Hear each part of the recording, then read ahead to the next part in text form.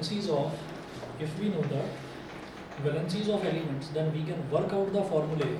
If we know the valencies of elements,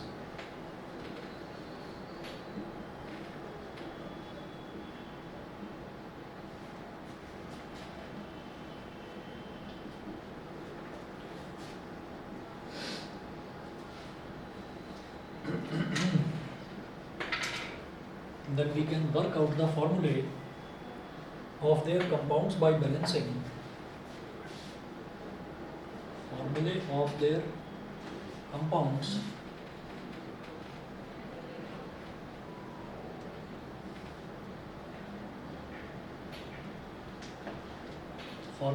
compounds by balancing the valencies of the different atoms by balancing the valencies of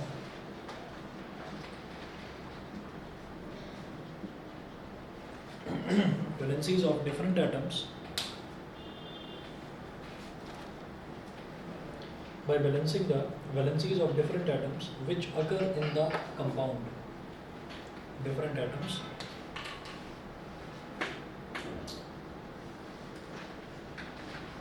which occur in the compound.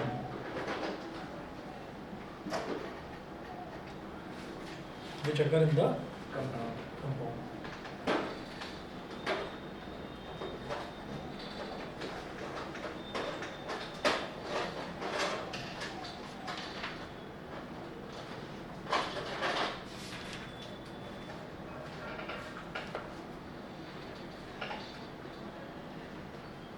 लिखिएगा, first point करके लिखना. We first write the symbols of the elements.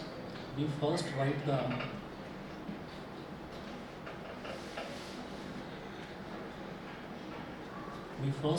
symbols of the elements. We first write the symbols of the elements which form the compound.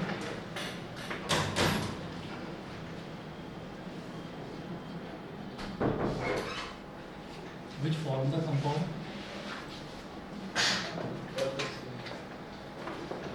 We first write the symbols of the elements which form the compound. Second point, below the symbol of each element we write down its valency.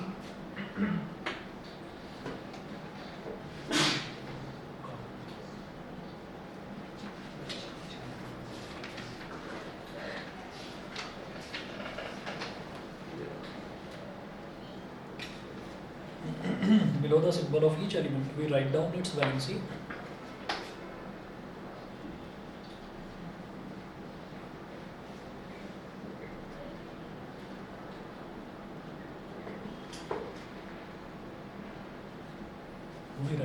Valency.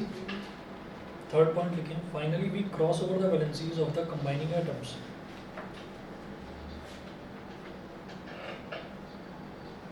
Finally,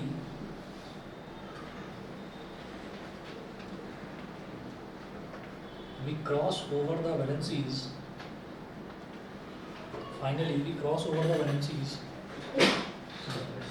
Of the combining atoms.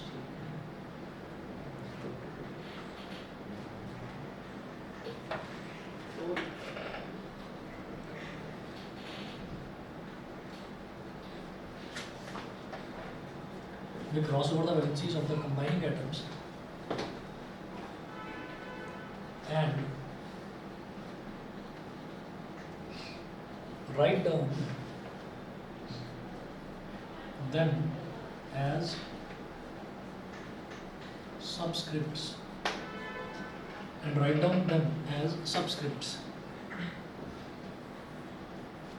Crossover का मतलब क्या होता है कि पहले वाले element की valency दूसरे वाले के साथ लिख देते हैं, दूसरे वाले एलिमेंट की वैलेंसी पहले वाले के साथ लिख देते हैं और सब्सक्रिप्ट की तरह से लिखते हैं. मतलब जैसे अभी एक एग्जांपल देखेंगे, एक दो एग्जांपल, उससे क्लियर हो जाएगा. ठीक है. हाँ हाँ, ऐसे बहुत सारे एग्जांपल्स हैं, भी देखेंगे फटाफट हो जाएगा. देखिएगा question 1, work out the formula of carbon dioxide.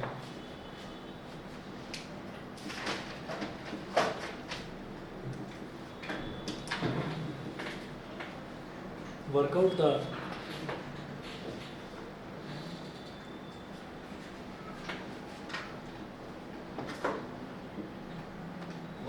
Formula of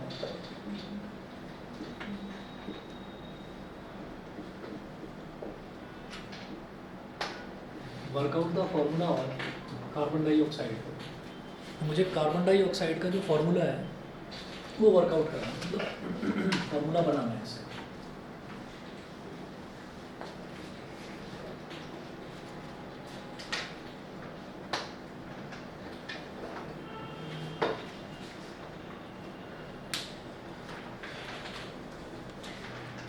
workout the formula of carbon dioxide. तो इसमें हम ये देखते हैं कि जो कार्बन होता है ना, कार्बन का जो हमने वैलेंसीज की आपको पूरी टेबल बनवाई थी, उसमें हमने देखा था कि कार्बन की वैलेंसी 4 थी। ना तो वो इलेक्ट्रॉन देता है ना वो इलेक्ट्रॉन लेता है, ठीक है। तो कार्बन की वैलेंसी 4 है और जो ऑक्सीजन है, ऑक्सीजन की वैलेंसी 2- है। तो हम कैसे लिखेंगे इसको? लिखने का तरीका ये है, जैसा कि यहाँ पर ये 3 स्टेप्स में बताया ना, we first write the symbols of the elements which form the compound. तो जो कंपाउंड बना रहे हैं उनके सिंबल लिखना है और फिर उनके नीचे उनकी वैलेंसीज लिखनी है। आप ऐसे लिखेंगे, यहाँ मेंशन करेंगे सिंबल्स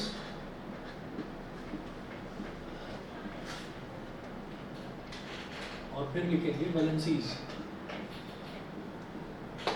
तो कार्बन डाइऑक्साइड, तो इसका मतलब कार्बन होगा और ऑक्सीजन होगा, तो सिंबल क्या हो गया? कार्बन और ऑक्सीजन, और इनके नीचे इनकी वैलेंसी लिखिए। कार्बन के नीचे लिखो 4, ऑक्सीजन के नीचे लिखो 2।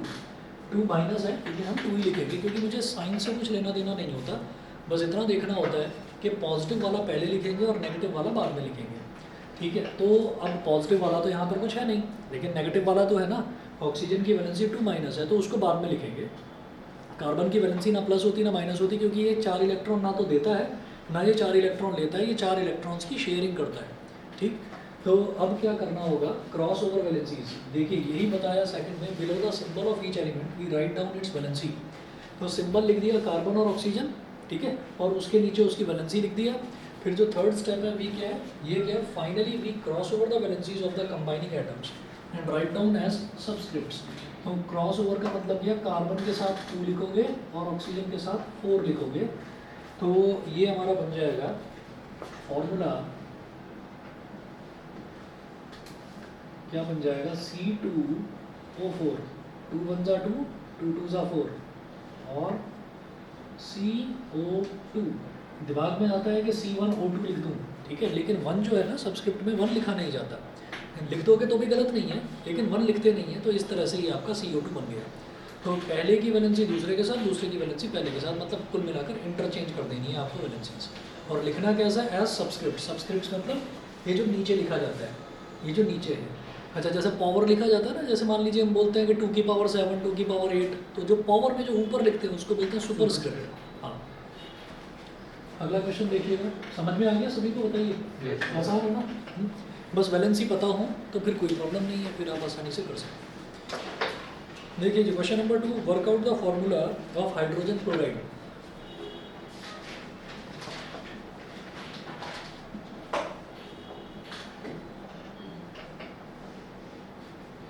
वर्कआउट द फॉर्मूला ऑफ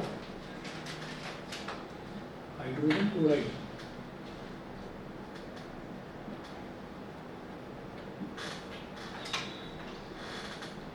अब सिंबल्स और फिर वैलेंसीज। पहले लिखेंगे सिंबल्स फिर वैलेंसीज। हाइड्रोजन क्लोराइड, तो सिंबल क्या क्या है? H और Cl, हाइड्रोजन और क्लोरीन। हाइड्रोजन की वैलेंसी हम जानते हैं 1। अच्छा, हाइड्रोजन की वैलेंसी कुछ भी ली जा सकती है, 1+ ले लो, 1 ले लो या 1- ले लो। हाइड्रोजन का मैंने आपको बताया था कि स्ट्रेंजली बिहेव करता है, अलग तरीके से बिहेव करता है। तो हाइड्रोजन का के बारे में कोई साइंटिस्ट भी नहीं बता पाया, तो हम तो किस खेत की बोली, कुछ है ही, ठीक है। तो क्लोरीन की बात करते हैं, तो क्लोरीन की वैलेंसी क्या है? 1-। क्लोरीन की वैलेंसी 1-। तो ये जो हाइड्रोजन है, इसको इसके साथ और इसको इसके साथ। अब जो वैलेंसी लिखी जाती है ना, वो विदाउट साइन लिखी जाती है, साइन नहीं लिखा जाता। बस लिखते हैं किस तरह से? जो नेगेटिव वाली है उसको बाद में लिखते हैं, पॉजिटिव वाले को पहले ले लेते हैं, ठीक है। तो इसी वजह से यहाँ पर ये कार्बन का मुझे पता था पॉजिटिव या नेगेटिव कुछ भी नहीं है, तो इसलिए क्या हुआ कि कार्बन को यहाँ लिख लिया, क्योंकि ऑक्सीजन नेगेटिव है तो नेगेटिव को बाद में लिखते हैं इस वजह से। तो यहाँ पर 1 प्लस या 1 माइनस आप मेंशन करो या मर्जी है आपकी, मत करो। हाइड्रोजन के साथ क्या आ गया 1, क्लोरीन का 1, तो उसको क्या लिखोगे H1 है ना, और ऐसे Cl का वो भी 1, तो 1 लिखा नहीं जाता, ये क्या बन गया HCl बन गया। बताओ भाई ऑनलाइन वालों को क्लियर है? निखिल, वेदांत, ठीक है। सर मैं पहले फॉर्मूला का बहुत और फिर और दोबारा बोलो क्या चीज़? सर फॉर्मूला का इससे बहुत लिखा कि H1Cl1 है और फिर बाद में लिखेंगे, कोई ज़रूरत नहीं है, ऐसे भी सीधा भी लिख सकते हैं, सीधा भी लिख सकते हैं। क्वेश्चन नंबर 3 देखिएगा। क्वेश्चन नंबर 3 है the valency of carbon is 4।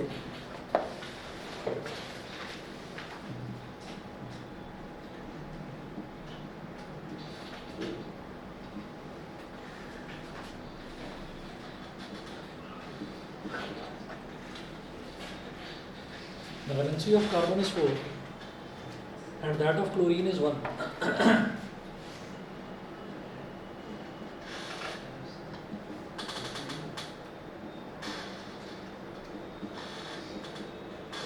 The valency of carbon is 4 and that of chlorine is 1. Full stop. What will be the formula of carbon tetrachloride?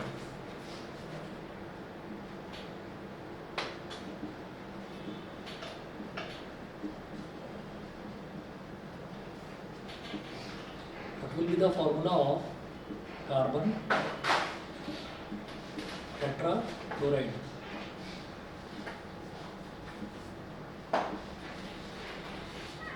What will be the formula of carbon tetrachloride?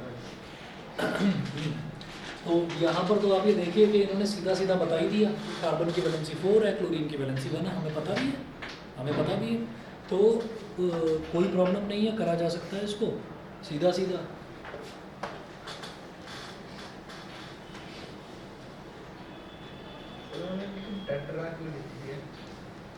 अभी बताता हूँ।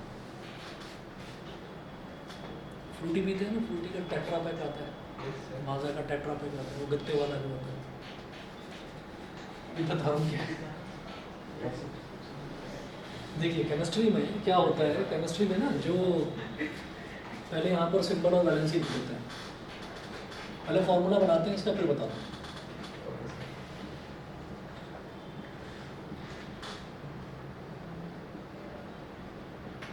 अच्छा मैं कल आपको confirm कर दूंगा, मैं परसों का ऑफ रख सकता हूँ।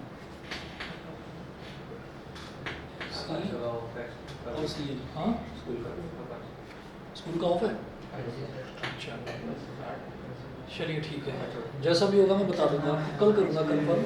और अगर परसों का करवा चौथ है ना, शायद इस वजह से छुट्टी रखी हुई, फीमेल टीचर्स ज़्यादा होंगी।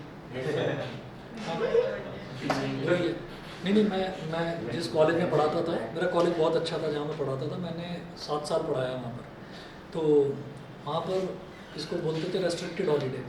अब मतलब छुट्टी के नाम पर बड़ा वो गड़बड़ करते थे, ये था कि जो फीमेल टीचर्स हैं उनको तो छुट्टी दे देते थे है ना, और उनके लेक्चर भी हमें लेने पड़ जाते थे, हम बेचारे जा रहे हैं वहाँ पर थके आ रहे हैं पूरी तरह से, तो हमारा डबल लोड हो जाता था उस दिन। बच्चे वैसे परेशान, अरे छुट्टी कर देते तो छुट्टी नहीं मिलती थी। RD कॉलेज में मैं पढ़ाता था, वहाँ छुट्टी नहीं मिलती थी। दूसरी एक और प्रॉब्लम होती थी, ऐसे ही ईद वाले दिन भी गड़बड़ करते थे, ईद वाले दिन भी रेस्ट्रिक्टेड हॉलीडे, मुसलमानों को छुट्टी दे देते थे, हमें बुला लेते थे, उनके लेक्चर भी हम ही लेने हैं, तो ये बड़ी गड़बड़ होती थी। अब अच्छा अगर 1-2 हों, मुस्लिम टीचर 1-2 हों तो बात समझ में आती है, मुस्लिम टीचर भी काफ़ी थे वहाँ पर, तो लगभग 60-40 का रेशो था, है ना, तो तब भी आप ये देख लो कि अल्टीमेटली लोड ही बढ़ता था, और बच्चे पढ़ने के मूड में नहीं होता था उस दिन, वो कहते थे कि सर ये गलत बात है, ये गलत बात है। फिर जो मुस्लिम स्टूडेंट्स आते हैं उनको आप दिवाली की छुट्टी मत दिया करो, हमें भी चाहिए ईद की छुट्टी, तो ईद वाले दिन बुला लेते थे।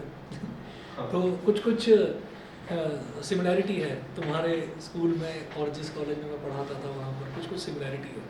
बुला लिया था ना, तो वही तो अभी बुला लिया था ना तुम लोगों को, परसों बुला लिया था, परसों नहीं शायद मंडे को, हाँ कल बुला लिया था, फिर पुलिस ने कहा कि चलो सही है। इससे पूरी साल ये बड़ा होता था। मैं आपको ना कल बता दूंगा, शायद मुझे परसों अपने घर जाना पड़ सकता है, तो इस वजह से मुझे परसों की छुट्टी करनी पड़ेगी। अच्छा, अगर परसों की छुट्टी करूँगा तो फिर संडे के लिए प्रिपेयर रहना, संडे को क्लास होगी, ठीक है। चलिए जी, अब यहाँ सिंबल है कार्बन का C और क्लोरीन का Cl। तो कार्बन की वैलेंसी दे रखी है, क्लोरीन की वैलेंसी भी दे रखी है। तो कार्बन के साथ 1, Cl के साथ 4, तो Cl4। तो यहाँ पर जो है ना, जो जैसे हम ये ऐसे पलट कर लिख देते हैं, वैलेंसीज क्रॉस करके लिख देते हैं। तो जैसे यहाँ पर कार्बन डाइऑक्साइड बना, तो कार्बन के आगे कुछ भी नहीं लिखा हुआ था, 1 था, ठीक है, और ऑक्सीजन के आगे 2 लिखा हुआ था। तो ऑक्सीजन इज फॉर ऑक्साइड। तो कितने हो गए ऑक्सीजन के एटम, जो ये नीचे लिखा हुआ है, फिर ये इसका एटम बन गया, तो ऑक्सीजन के 2 एटम हो गए। तो इस वजह से इसको बोला जाता है 2, मतलब 2 इज़ फॉर डाई, है ना, 3 is for try and 4 is tetra, ठीक है। तो इस वजह से यहाँ पर देख रहे हैं कि कार्बन टेट्राक्लोराइड हो गया, क्योंकि क्लोरीन के आगे 4 लिखा हुआ है। तो ऐसे जो केमिस्ट्री में टर्म्स हैं, अभी तो आपको ज़्यादा करने की जरूरत नहीं है, 10th में करेंगे डिटेल में। 1 के लिए मोनो, 2 के लिए डाई, 3 के लिए ट्राई, 4 के लिए टेट्रा, 5 के लिए पेंटा, 6 के लिए हेक्सा, 7 के लिए हेप्टा, HEPTA, हेप्टा, ठीक है, और 8 के लिए ऑक्टा, 9 के लिए नोना, नैनो का उल्टा कर दो नोना, ठीक है, और 10 के लिए डका, DECA डका, ये होता है। उसके आगे की जरूरत नहीं है। चलिए जी, तो CCl4 बन गया कार्बन टेट्राक्लोराइड। उसके आगे चलते हैं, क्वेश्चन नंबर 4 देखते हैं। 4th है, the valency of an element X is 1 and that of oxygen is 2.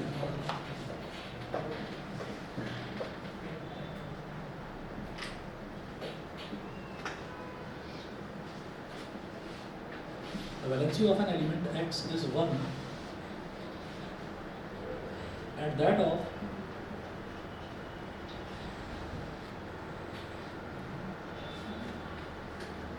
oxygen is 2.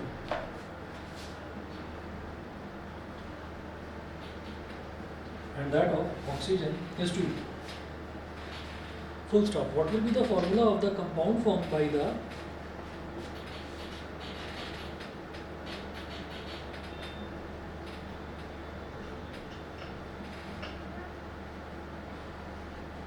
what will be the formula of the compound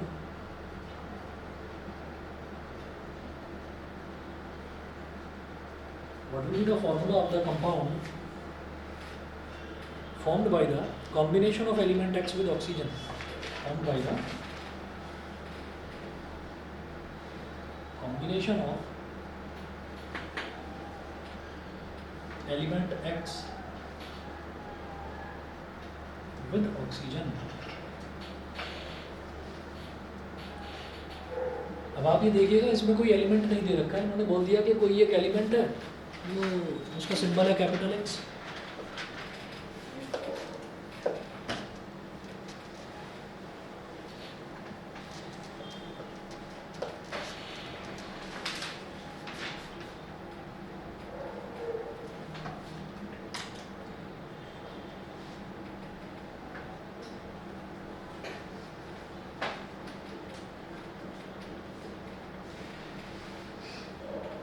X और O, ऑक्सीजन का तो पता है ना, सिंबल O है, और एक कोई एलिमेंट दे रखा है, उसका सिंबल X है। अब वो बोल रहे हैं the valency of an element X is 1, तो X की वैलेंसी 1 है और ऑक्सीजन की हमें पता है 2 होती है। तो X के साथ 2 और O के साथ 1, फॉर्मूला क्या बन गया, बोलो। X2O। X2O, sir minus plus उसकी कोई जरूरत ही नहीं होती इसमें। हमें मालूम है कि ऑक्सीजन की वैलेंसी 2 माइनस है, तो इसीलिए मैंने उसको बाद में लिखा है, ठीक है, नहीं तो पलट कर लिख देता, OX2 बना देता उसको। चलिए जी, उसके बाद देखिए अगला question, question number 5। An element capital E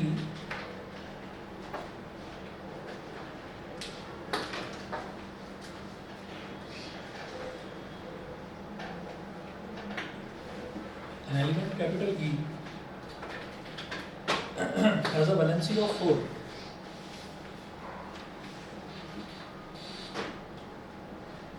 An element capital E has a valency of 4.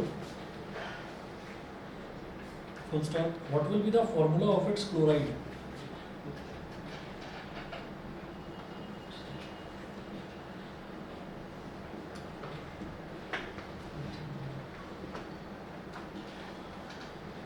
what will be the formula of its chloride?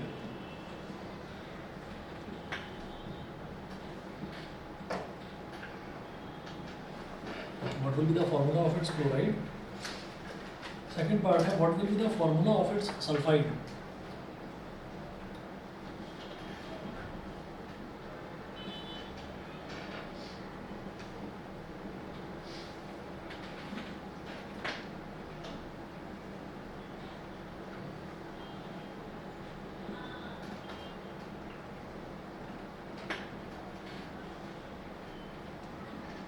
तो फर्स्ट पार्ट में यहाँ पर मेंशन कीजिए सिंबल्स और फिर वैलेंसीज।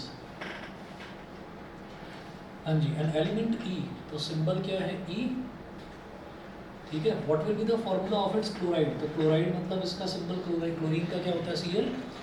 अब देखिएगा कि उन्होंने बोला ई की वैलेंसी तो 4 है और क्लोरीन की वैलेंसी मैं जानता हूँ 1 होती है, तो पलट कर लिख दो। इसका फॉर्मूला क्या हो जाएगा E1Cl4 यानी कि ECl4, ECl4। सेकंड पार्ट है what will be the formula of its sulphide, ठीक है। हाँ जी, सल्फाइड जरा वैलेंसी बताएंगे, सल्फाइड सल्फर की वैलेंसी क्या होती है?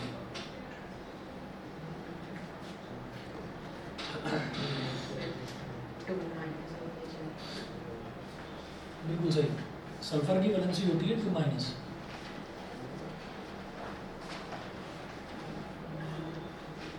ई की तो दे रखी है 4 और एस की कितनी हो गई 2 हो गई, तो फॉर्मूला क्या हो जाएगा?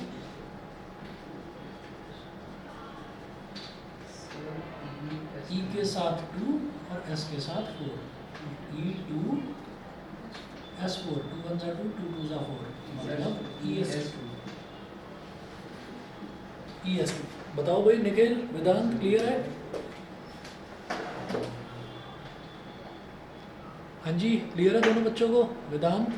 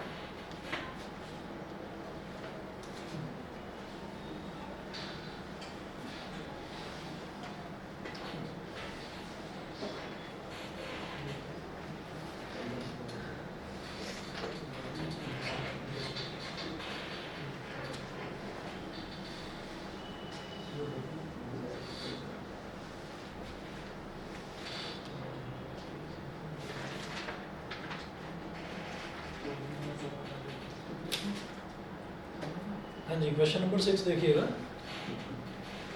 An element capital X shows 2 valencies 3 and 5।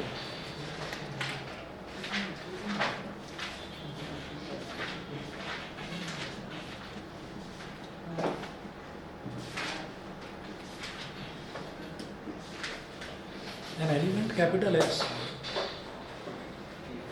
shows an element capital X shows an element capital X shows 2 valencies of 3 and 5, shows 2 valencies of 3 and 5, full stop। Work out the formulae of 2 oxides of this element।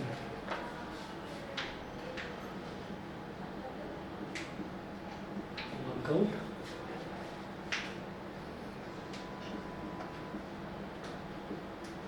the formulae of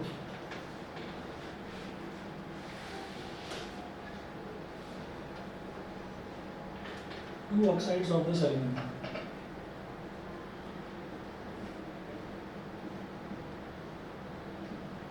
Two oxides of this element।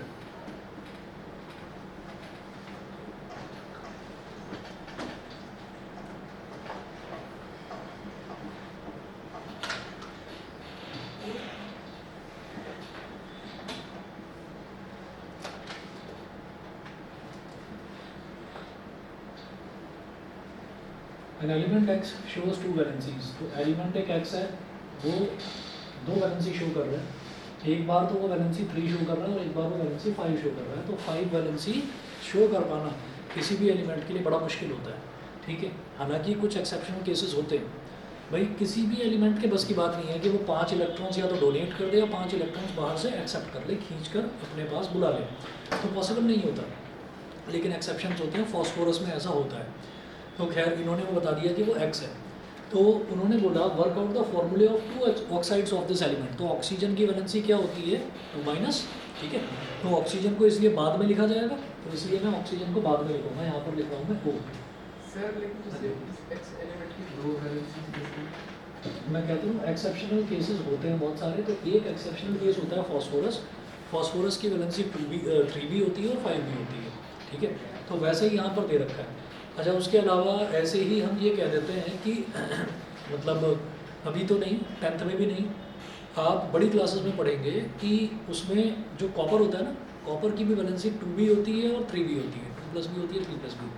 ऐसे ही iron की भी valency 2+ भी होती है, 3+ भी होती है। तो वो जो एक्सेप्शनल केसेस हैं वो बड़ी क्लास में पढ़ेंगे, 11th में पढ़ेंगे। 10th में थोड़ी बहुत ज़रूरत पड़ती है, लेकिन मैनेज हो जाता है, ज़्यादा कुछ करने की ज़रूरत नहीं पड़ती। तो ऑक्सीजन की वैलेंसी तो 2 ही है, वो तो फिक्स है। लेकिन पहला केस कि हमने एक्स की वैलेंसी ले ली थी, क्रॉसओवर वैलेंसी इस 2 इसके साथ और 3 इसके साथ, बोला क्या बन गया X2O3, X2O3, ये हो गया।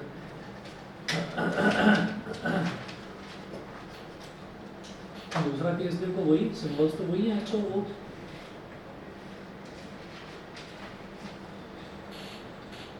तो ऑक्सीजन की तो वैलेंसी 2 रहेगी और इस बार X की वैलेंसी 5 है, तो 2 इसके साथ और 5 इसके साथ। तो फॉर्मूला क्या बन गया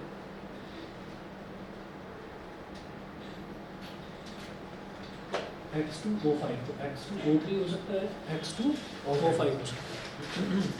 X2O3, X2O5। उसके बाद देखिएगा क्वेश्चन नंबर 7 देखिए।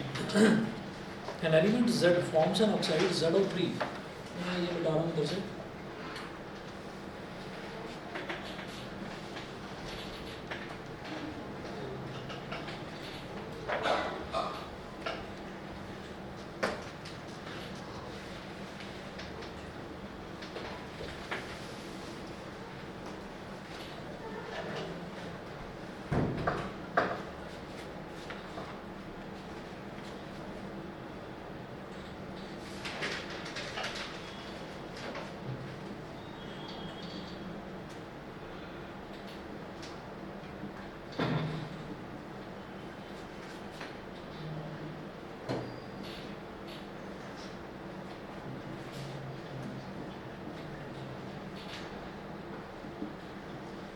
An element Z forms an oxide. An element Z forms an oxide ZO3. Full stop. What is the valency of element Z?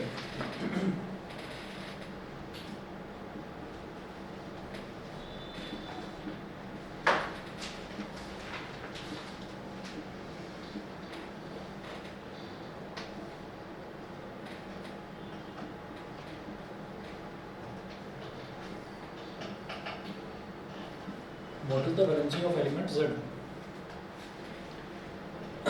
Second part में है what will be the formula of fluoride of Z?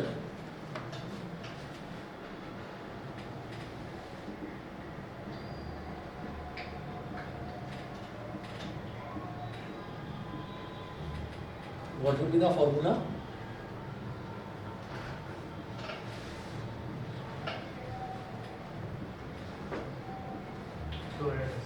Fluoride of Z।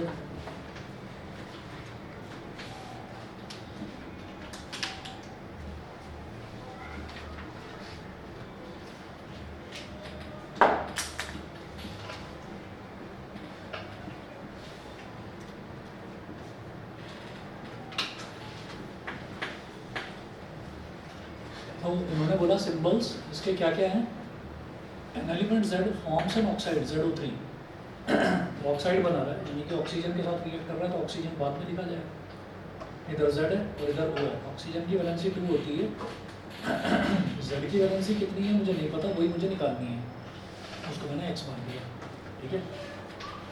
तो ये cross over हो जाती है valencies. Let the valency of Z be X।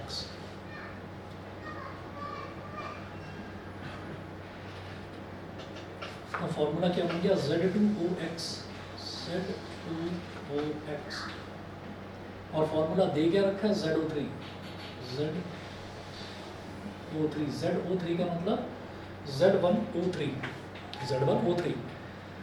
तो कुल मिलाकर ये है कि भाई यहाँ पर x है और यहाँ पर 3 है और यहाँ पर 2 है और यहाँ पर 1 है। तो मैं क्या करूँगा, मैं इन दोनों में, क्योंकि z का वैल्यू इधर 2 दे रखा है इधर 1 दे रखा है, तो इसको 2 बनाने के लिए मुझे क्या करना पड़ेगा, इसमें 2 से मल्टीप्लाई करना पड़ेगा, ठीक है। तो हम इसको, और यहाँ ब्रैकेट में लिख लीजिए गिवन, ये फॉर्मूला हमें दे रखा है। तो हम क्या करेंगे, z में z का जो नंबर ऑफ एटम इधर लिखा हुआ है तो इसमें 2 मल्टीप्लाई कर देंगे, तो भाई ऑक्सीजन में भी 2 मल्टीप्लाई करना पड़ेगा। तो ये क्या बन गया, Z2O6। अब ये इक्वेट कर सकते हैं हम कि इधर भी Z के एटम 2 हैं, इधर भी Z के एटम 2 हैं, इधर O के एटम X हैं और इधर O के एटम 6 हैं।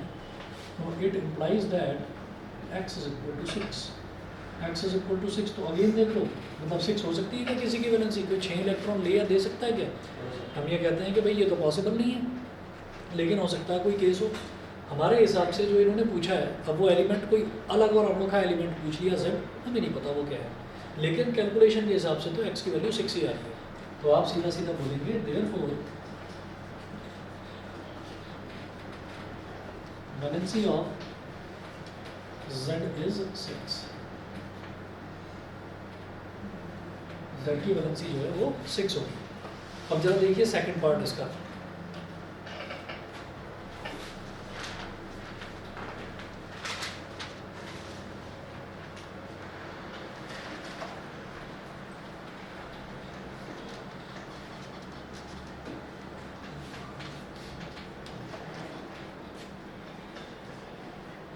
हाँ जी, सेकंड पार्ट देखिएगा।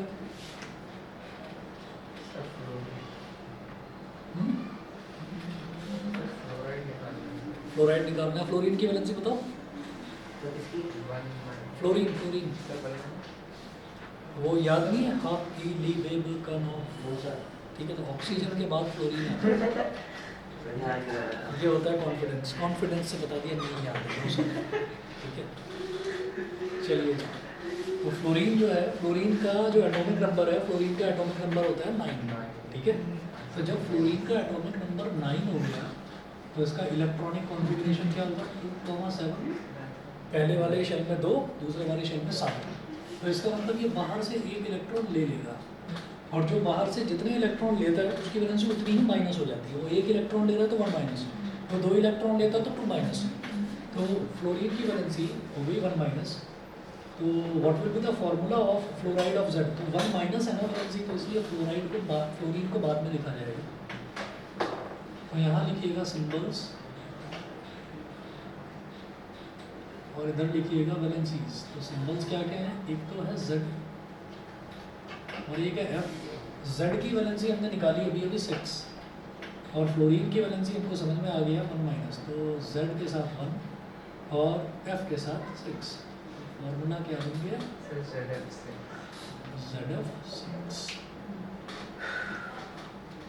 ZF6 नहीं हो गया, ठीक है जी। इसके बाद देखिएगा,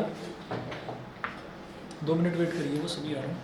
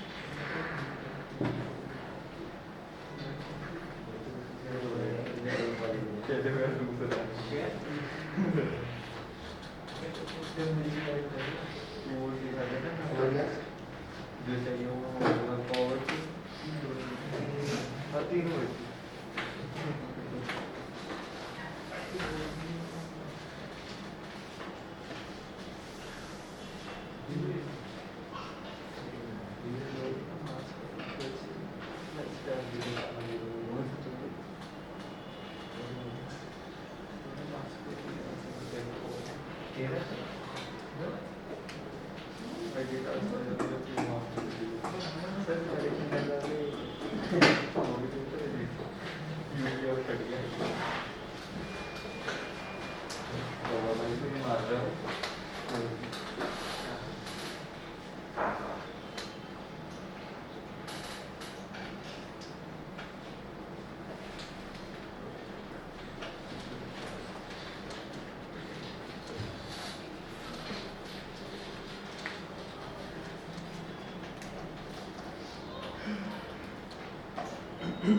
उसके अलावा जैसे ये तो एलिमेंट्स हो गए, एलिमेंट्स की वैलेंसीज तो हम मतलब एटॉमिक नंबर के हिसाब से निकाल भी सकते हैं। कुछ ऐसे आयन्स होते हैं जिनकी वैलेंसी हमको सीधा सीधा याद ही करनी पड़ेगी। नोट करें, वैलेंसी ऑफ आयन्स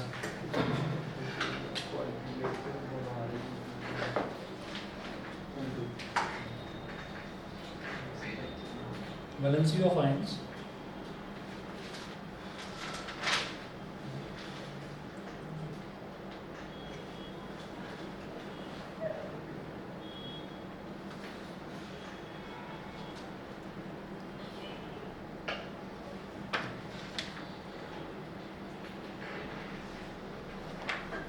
लिखिएगा मोनोवैलेंट कैटायंस।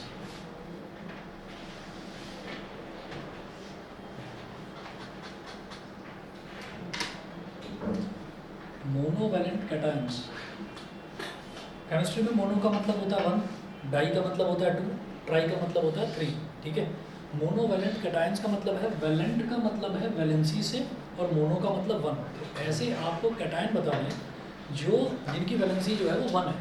1 मोनो मतलब 1, वैलेंट मतलब वैलेंसी, तो 1 वैलेंसी वाले कैटायन। कैटायन मतलब पॉजिटिव चार्ज होने चाहिए, प्लस वाला होना चाहिए। माइनस वाले को एनाइन बोल देते हैं ना, तो प्लस वाला क्या है, कैटायन है।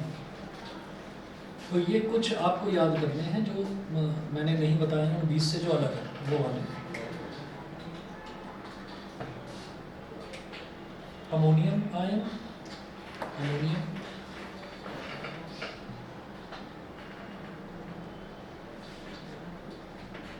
यहाँ लिखेंगे NH4 1+, मतलब ये पूरा का पूरा एक आयन है NH4 1+, NH4 1+, इसको अमोनियम आयन बोल देते हैं। इसके अलावा लिखें सिल्वर,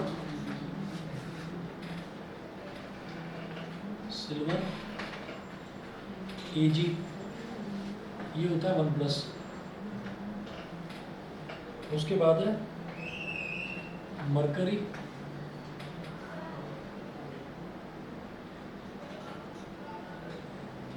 Hg, ये होता है 1+।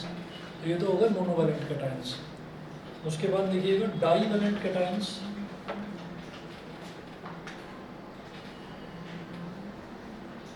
डाईवैलेंट कैटायंस, मुंह बंद कर लो भाई जो भी कर रहा है। डाईवैलेंट कैटायंस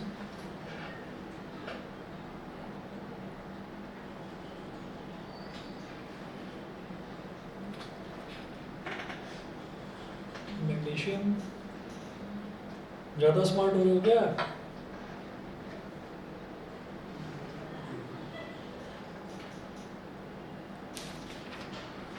लिखिएगा बेरियम,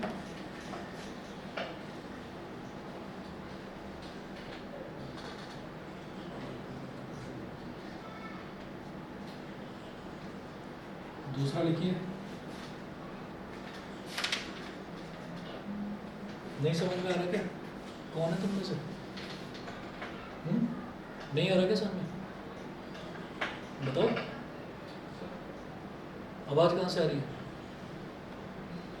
नहीं पता? अच्छा, किसी को पता है आवाज़ कहाँ से आ रही है?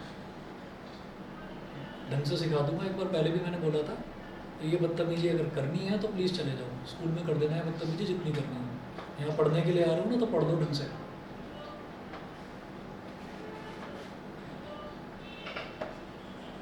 तो जिंक,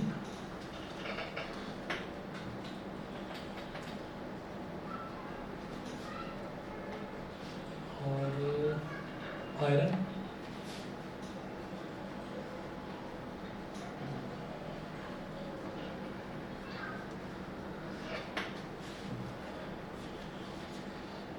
फिर लिखेंगे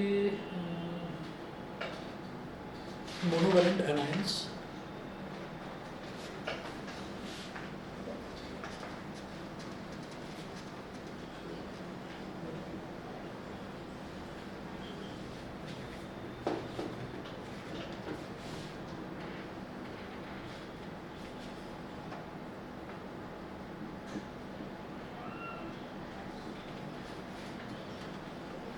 मोनोवैलेंट एनायंस, एनायंस का मतलब क्या हो गया कि भाई ये नेगेटिव चार्ज वाले होंगे, नेगेटिव होगी इनकी वैलेंसी। तो इसमें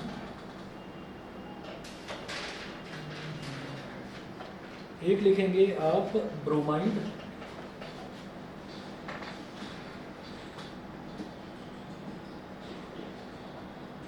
एक लिखेंगे आयोडाइड, ब्रोमाइड है Br, इसकी वैलेंसी 1 आयोडाइड है I, इसकी वैलेंसी 1 और थर्ड है nitrite, nitrite NiT RITE nitrite NO2, इसकी वैलेंसी भी 1 फोर्थ है नाइट्रेट, नाइट्रेट की वैलेंसी NO3 1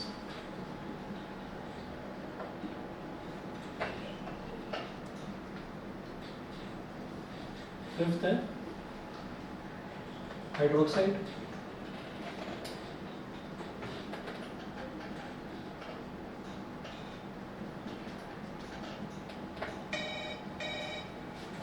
और सिक्स्थ लिखे हैं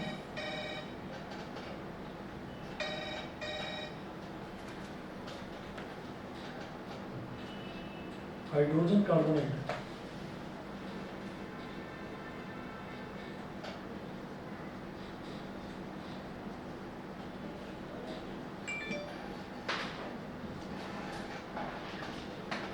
HCO3 1 फिर लिखिएगा जी डाईवैलेंट एनायंस।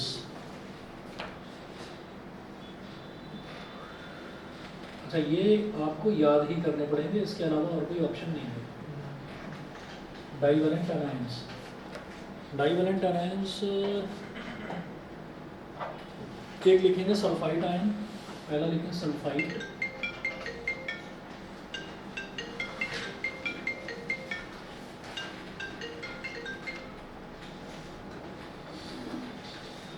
सल्फाइड, सल्फाइड का होगा SO3 2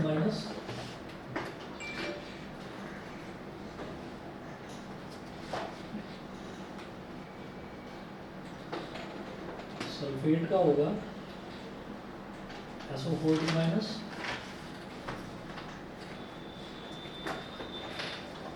और एक होता है कार्बोनेट, कार्बोनेट का CO3 2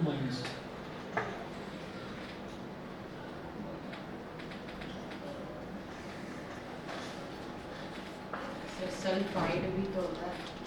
सल्फाइड जो है ना वो नॉर्मल S वाला ही हो जाता है सल्फाइड, उसका तो 2 है, वो तो हमें पता ही है, वो उन 20 में से है। उन 20 के अलावा वाले जो आयन्स हैं ना वो वाले बताए बस। उसके बाद लिखें ट्राईवैलेंट एनायन,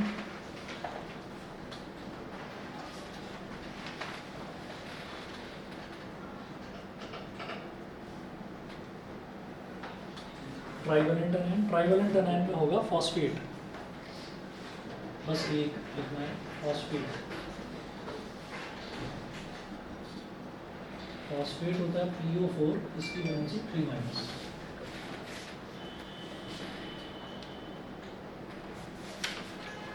इसके बाद ये वाले जो सारे आयंस हैं ना, इन वाले आयंस को यूज करके कुछ हमको कंपाउंड्स बनाने होंगे, और मेरे हिसाब से यही शायद लास्ट पोर्शन है आपका इस वाले चैप्टर का। बताता हूँ एक minute.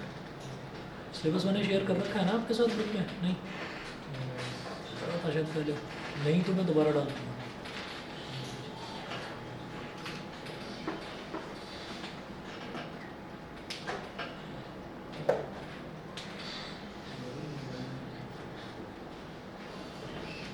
Atoms and molecules, law of chemical combination, chemical formula of common compounds, atomic and molecular masses, atomic mass और मॉलिकुलर मास। इसके बाद हम कंपाउंड्स बनाएंगे इन वाले आयंस को यूज़ करके, जैसे नॉर्मल आयंस को यूज़ करके बनाया, और फिर उसके बाद एटॉमिक मास और मॉलिकुलर मास। आप समझ लीजिए 2 क्लास और 2 क्लास में फिर ये चैप्टर खत्म हो जाएगा। एक बचेगा केमिस्ट्री में स्ट्रक्चर ऑफ कंपाउंड्स। ठीक है, चलिए जी आज इतना ही कर दीजिए बस। Thank you sir. ओके।